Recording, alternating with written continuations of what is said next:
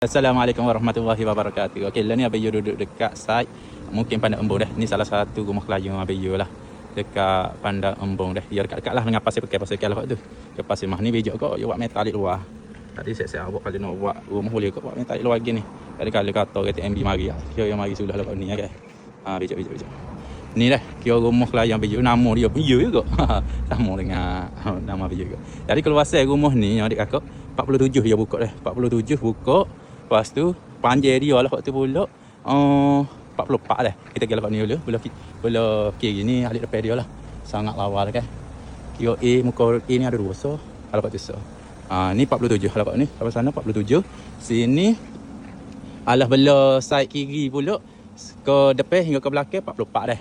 Keluar saya rumah ni 1800 kaki persegi dah.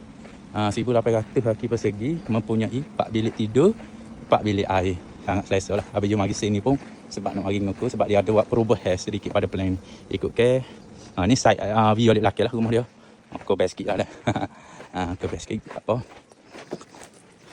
Alik belakang, jadi alik belakang benar ya gini. Ya L gitu. Sebab kita nak ikut kelas tapi dia kata you straight gitu. Jadi kita mari dengan aku lah. Nak kena buat escape road ni balik. Ni sebelah side belah kanan pula jadi rumah ni 47 kali 44 dah. Keluasan dia 1800 kaki persegi, mempunyai 4 bilik tidur, 4 bilik air. Sangat lawa lah.